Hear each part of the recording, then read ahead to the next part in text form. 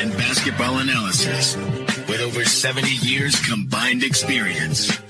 This is the Bob Ryan and Jeff Goodman podcast. NBA, some college, a little bit of everything. You know, what can I say? But it wasn't going to happen here with him. I was okay with it because it wasn't about talent. Hey, everybody. Time for Bob Ryan, Gary Tanguay, our Zoom and Pod. And I got to tell you, Bob's in a mood. Bob is in a mood. It's going to be a good one. But first, we have to tell you that our exclusive wagering partner of the CLNS Media Network is FanDuel. Get buckets with your first bet on FanDuel, America's #1 sportsbook. Because right now, new customers get $150 in bonus bets with any winning $5 bet. Visit FanDuel.com/Boston and shoot your shot. 200 points scored in the All-Star game. Bob, I thought of you. I heard you in my head through the entire game last night. What an abomination. Well, number one, I didn't last for the entire game. First of all, the NBA is guilty of fraudulent advertising, of consumer fraud, because they have pitched this as a basketball game. Well, they tried. It's not a basketball game. It is. But Bob, Silver tried, right? I mean, what can you do? They went back to the old format. He tried. He can't make them do it. Well, this is worrisome because, number one, it's obvious I hated the thing. I left at the end of the first quarter. Right. I knew after 2 possessions nothing had changed. We knew that. Nothing changed. All right. But now I pick up the paper this morning, the Boston Globe, and Gary Washburn is telling us, reporting to us, all the things that were being said and done during the day, hoping that these players would cooperate and play a real game of basketball. Right. The best players in the world actually play a real game of basketball. And basically what they did, Gary, was give the middle finger to everybody. Give the middle finger to Silver, to Larry Bird, by the way, who was and just said, no, we're going to do it our way.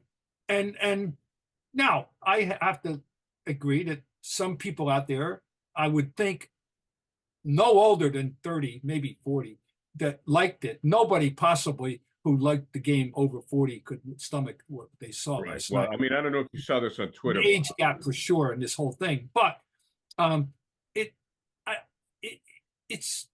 was a farce. A total. Well, there was this from Antonio on Twitter, tweeting at you and me. Bob Ryan, Gary Tanguay, chill. It's an all-star game. Huck up some threes, have some flashy dunks, and send our stars back home healthy. And then, of course, he has a picture. I don't know if I'm violating copyright rules, but then he has a picture of an old man from The Simpsons yelling. Old man yells. Oh, I'm sorry. Who was this? I didn't get who told me. Antonio, some guy on Twitter. Guy Twitter. It says we're a couple of old men yelling at the clouds. Oh, I got a lot of that. I get that. That's nothing original. So tell him, come up with something new. That's not original. Okay. A big deal. I'm supposed to be hurt by that? Are you kidding me? It's just, here's the thing. Some people honestly think that this is the only way it can be. Thoughts like that prevail. There have been historically, not in a while, someone just posted an X that 2001 was the last really good game. I'm not sure, but that when these guys showed up, had competitive pride in their craft and pride in their accomplishments, and wanted to play a real basketball game because of the competition involved and the pride that they could outdo the other great players on the other side. That pride actually existed. These people now obviously don't think that way. And I don't know why they don't think that way. You'd think that they would want to show off their real skill and play the real game of basketball, but no, they don't want to do that. And so, you know, all right, if this is what people want, if our viewpoint is a minority viewpoint, all right, so be it. That's it. But people, I'm just telling them, all-star games do not have to be that way, basketball. They can be very competitive, and I've covered them and I've seen them, and I miss them because that can be a really compelling event. But now it's not basketball, it's just a joke. I cannot imagine if Larry Bird and Magic Johnson suited up today, they could not play the game the way they played it today. If you put Larry and Magic out there at any point in time in their lives, they could only go at it 100%. How about Michael? And Mike, oh my God, Michael couldn't do it any other way. Or Bill Russell, or I mean, no, they wouldn't even understand the concept of not going out and playing hard in a game that is supposed to represent the pinnacle of achievement in their sport. The honor of being there is tremendous, and LeBron was expounding upon that even after last night about how excited, while watching Jalen Brunson's reaction at being a first-time All-Star and all that, and I'm sure it was true. But then then they go out and make a mockery out of your craft. With you know how many personal fouls were in that game, Gary? Do you? I don't. 3. There were 5 free throws attempted last night. The 3 personal fouls were by Jokic, Kawhi Leonard, and Trae Young. The free throws shot, Maxey was 2 for 2, Giannis was 1 for 2, and Paul George was 1 for 1. Now, please. Huh? Yeah. Guys, gals, don't tell me, do not look me in the eye and tell me that you love basketball and then you can endorse what that took place last night. Because that's contradictory. That's totally contradictory. That wasn't basketball. I always try to look for, the golden means. Like, let's look for a compromise. The reality is, you could still have a competitive game and not risk injury and take care of players. For example, LeBron played what? I don't know, 10 minutes or something. So what? That's fine. It's his 20th All-Star game. LeBron's 39, 40 years old. If he wants to play 10 minutes, he can play 10 minutes. You don't have to beat people up.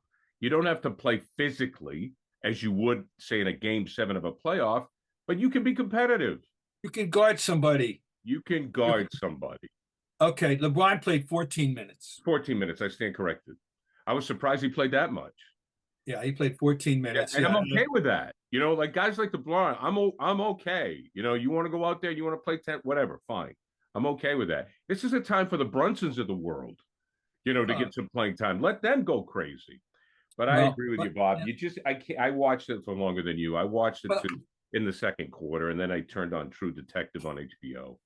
Well, I turned away from it, and let's see. I got some notes here. It was 25-20 before the 5-minute mark. I knew they were on a 200-point pace. Before 6 minutes had elapsed, they're on a 200-point pace. Yeah. So I turned it off, and I came back to it. And when I came back to it with 2:02 to go, it was 44-42. And so in the first period. And then I said, that's it. I turned it off. In the end of the first period, I turned it off. Went upstairs, see you later. And when I did the math, and you don't have to be a mathematical genius. When I saw that 200 points was in reach, I said, I'm out. I see you later. No, I mean, and it could be, you think about what could be with these guys, how good they are. But we know they can shoot open jump shots, open threes. That's for sure. The numbers are great. The West took 72 twos. I'm surprised they actually had that close a ratio, and 71 threes. The East, though, they were good. The East took 49 twos and 97 threes. 97 threes. There were 289 shots attempted, 168 threes, and 121 twos. I don't remember any twos. God. Oh, yeah, the layups, the uncontested. Yeah, the wide open layups. The uncontested coast-to-coast layups. That's what were the twos. I'd like to know how many 15-foot jump shots, because I didn't see any. Oh, I didn't see any. No, those. You hardly get those in a game. Yeah, you're right. You don't get those in a game. Bob, well, anyway, as we move on. And by the way, just since we're talking All-Star, serious note here. And not that I'm not serious, but Boston, as you probably know, has applied for the 2029 right. game. And, it's a very complex undertaking because you have to have civic cooperation and commercial cooperation. And, I'm just saying. So we haven't had one since 1964, and that's hard. And that was the one that the players wanted almost. They threatened not to play. They were going to boycott, and because of the a union situation that they were trying to get started. And that's where Walter Brown famously called Tommy Heinsohn. Are you ready for this one? A heel. a very stinging 20th century accusation. Yeah, He's Tommy, you're a heel. I'm sure Tommy, that really hurt him. That cut deep. Oh God, that's great.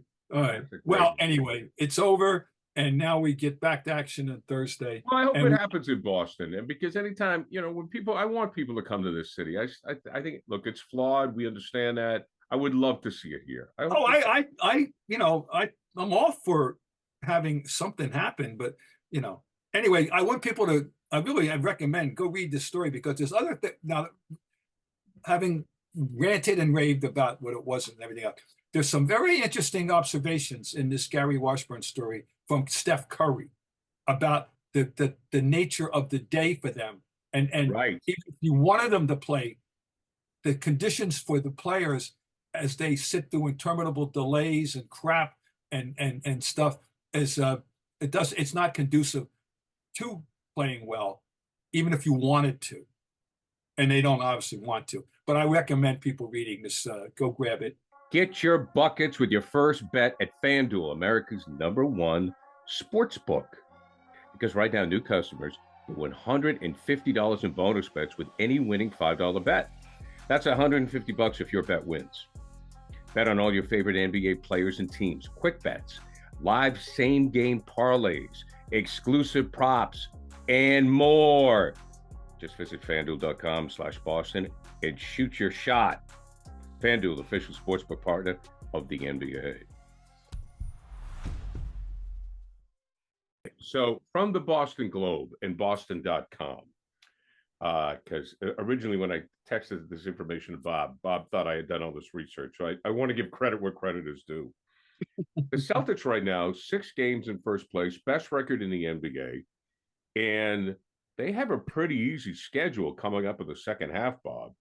Now, for the first 3 weeks, it's tougher, but after that, Well, I broke it down too. They've got 27 left, 12 home, 15 road, and there are 2 significant road trips. One, there's a week trip starting on March 5th. Cleveland, Denver, Denver, Phoenix, Portland, Utah.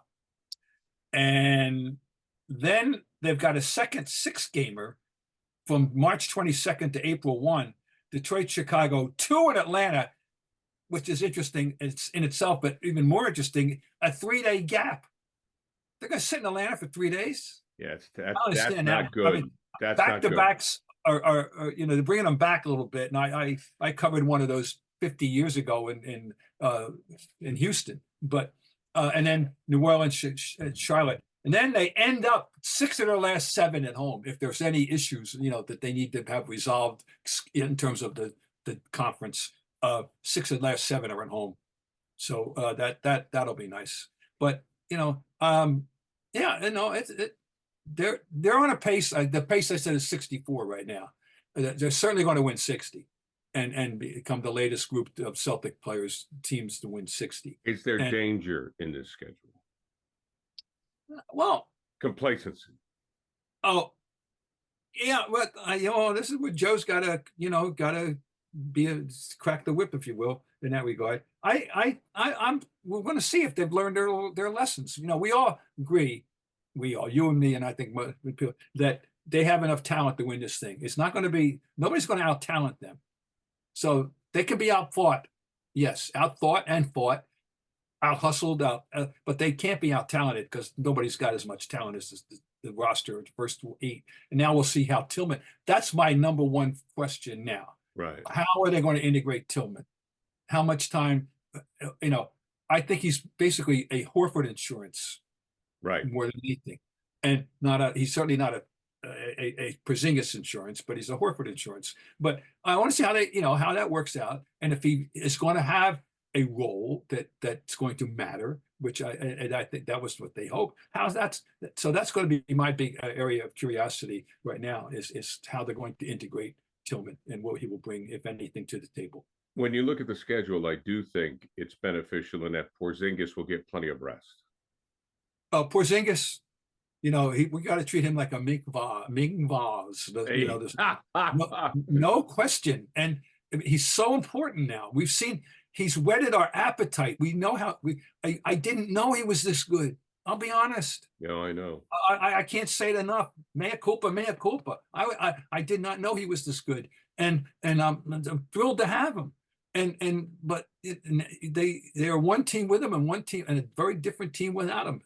And so that's been established. So yes, we need to keep him healthy. And he just seems to have a knack for things. Twinges, right, gasps, right. And spasms, and how important though? things. I mean, they're in control. They should have the top seed. So how important is it for them to have that top seed? Well, when you start off 20-0 at home, it tells you something, and pretty damn important. That bailed out even the vaunted 85-86 Celtics. Had struggled a little bit with Houston in the finals, right?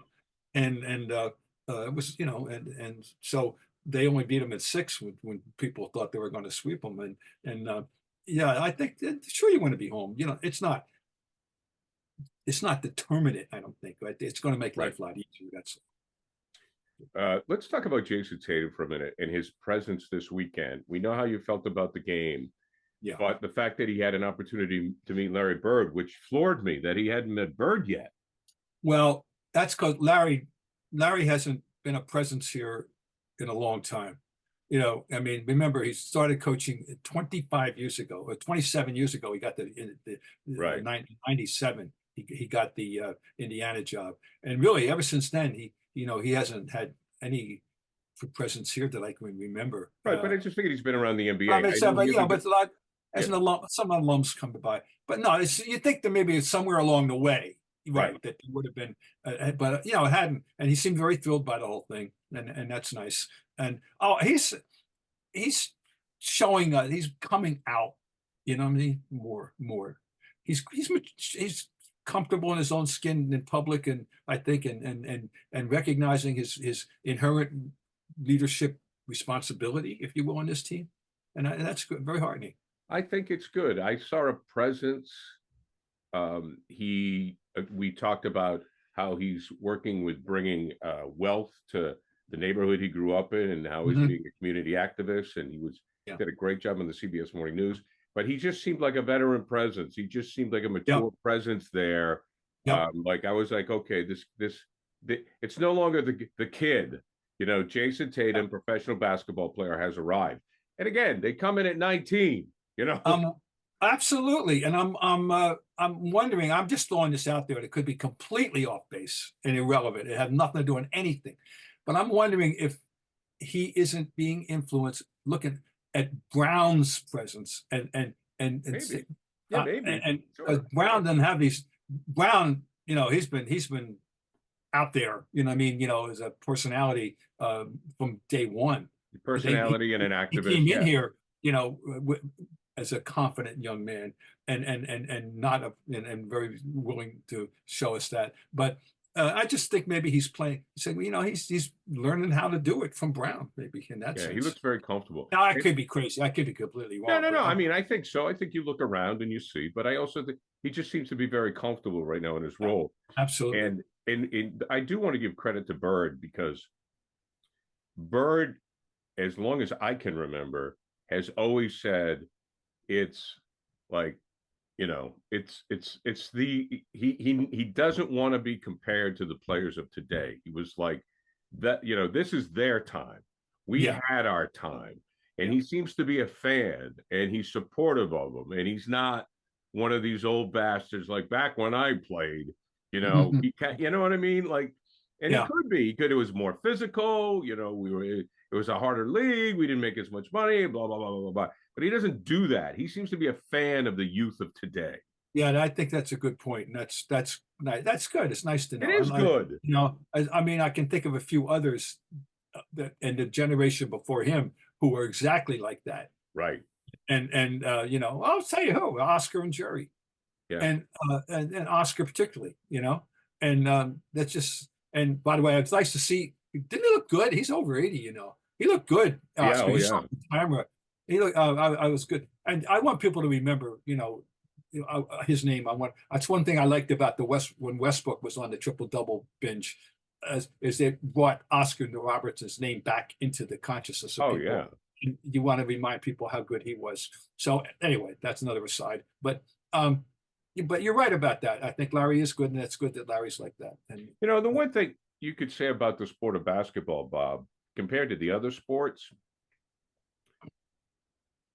the legendary depth continues to grow because,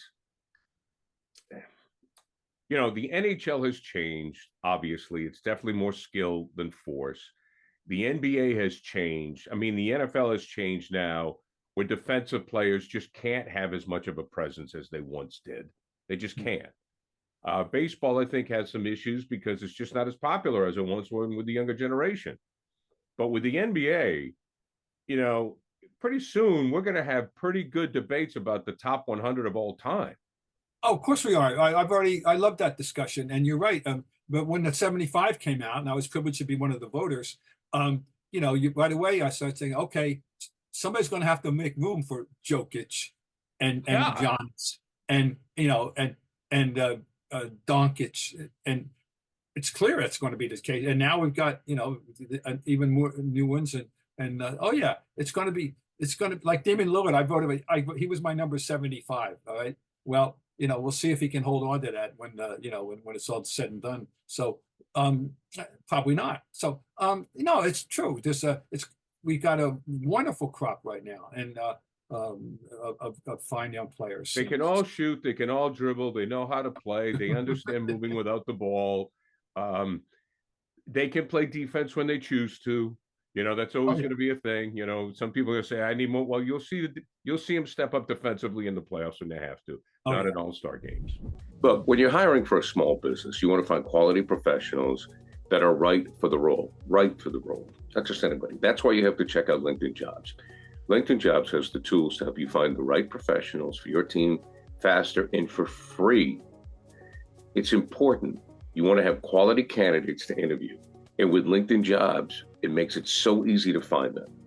LinkedIn isn't just another job board. LinkedIn has a vast network of more than 1 billion, that's with a B, 1 billion professionals, which make it the best place to hire. It gives you access to professionals that you can't find anywhere else. LinkedIn does all of that while making the process easy and intuitive. Hiring is easy when you have so many quality candidates. So easy, in fact, that 86% of small businesses get a qualified candidate within 24 hours. LinkedIn knows that small businesses are wearing so many hats. I mean, you have a lot of jobs to do, right? While you're growing. And you might not have the time or the resources to sit there and do the hiring. LinkedIn is constantly finding ways to make the process easier. They've even launched a feature that helps you write job descriptions, making the process quicker, easier, less of a hassle. 2.5 million small businesses use LinkedIn for hiring. Post your job for free at linkedin.com/scribe. That's linkedin.com/scribe to post your job for free. Terms and conditions apply. So, Bob, the other thing we had this, somebody on Twitter came up with this question because you talked about the All Indy 5 and you had a couple of write-in votes. Yeah. And there was someone on X that asked about an All New England 5. Yeah. Yeah. Well, I'm very confident in. It's a tough call to get that down to 5, but and help me. I'm not claiming an omniscience here. I may have forgotten some very obvious person, but you start off with Patrick Ewing, Sure, who you know, though not born here, was raised in Cambridge and is American through and through. He's raised in Cambridge, Mass. Calvin Murphy from Norwalk, Connecticut. Clearly, I didn't know he was from Norwalk. Oh yes, Norwalk, Connecticut. Calvin Murphy. They're 1, 2 that I would cite. Okay, now we're talking about here, folks, is people born in or raised in New England. Not okay, not just going to college there, but if Right. okay. Now it gets sticky. Michael Adams, Oh, right. Hartford, Connecticut. Dana Barros, from Mattapan, Boston, Massachusetts. That's 4. And now I go 4 and 5. And of course, there's one very asterisky one because his career was so abortive. I'll get to him. Marcus Camby from Connecticut, or Ronnie Lee from Boston via Lexington High School. He was a rookie of the year, Ronnie Lee. Yeah, I mean, it wasn't a long career. Yeah, it was a meteoric career with Phoenix. Then he got traded, and he was out of the league fairly quickly with injury. But okay, did he win the dunk contest one year? I don't think so. I don't know for sure. I can't count. Maybe I'm with somebody. I'm not a big connoisseur of the dunk. To me, the dunk contest, after a 5'7" guy won, they should have said, "Okay, that's it. It's over." I really don't care if a 6'11" guy can dunk. Camby played forever. Now, the great what if guy from New England is Ernie D. Right. From Providence. Ernie D. was the rookie of the year. Ernie D. was in the second year when he got hurt. Second year. He got hurt. I can tell you the date. He got hurt on October 25th, 1974, in an exhibition game. He got hurt in Portland or so. He got hurt, and his knee was never the same, and he was never the same. Never. Okay? So that career never got a chance. But he was rookie of the year. Let's remember that. Led the league in assists and free throws. Marvin. What do we do with Marvin? There's another Marvin what Barnes. if. Marvin Barnes, all right, it's another what if. And okay, so there's the names. And for now, I'm being something of a smart ass here. Don't forget Cindy Blodgett. That's fair. All right. And what about Cooper Lobo. Flagg? Cooper Flagg. And Rebecca Lobo from South. Lobo. Yeah. And so okay, so if we had to go 5, Ewing, Murphy, Barros, Adams, that's 2 BC guys. I'm sorry, but that's the way it is. And Camby. It wasn't a long career, but it had an impact. And that 99 Knick team that, it was great college. But it's funny about Camby. Wake Forest played at UMass in before the Duncan senior season. And it was a ballyhooed game. You can imagine that's 2 big men. And Camby outplayed him. And if you came out of that night and said which one of them is going to become an all-time NBA player, right, you would have said Marcus Camby. Right. Not. That's how good he was at the time. So there you go. Interesting. It was fun. It was a fun thing to think about because I never really specifically thought about it that much. But so there you go. All right, Bob. Well, you won't have to worry about an All-Star game until what, July something with the Major League All-Star game. So yeah, Major League All-Star. Well, people say anyway. Yeah, we'll get to that, of course. But anyway,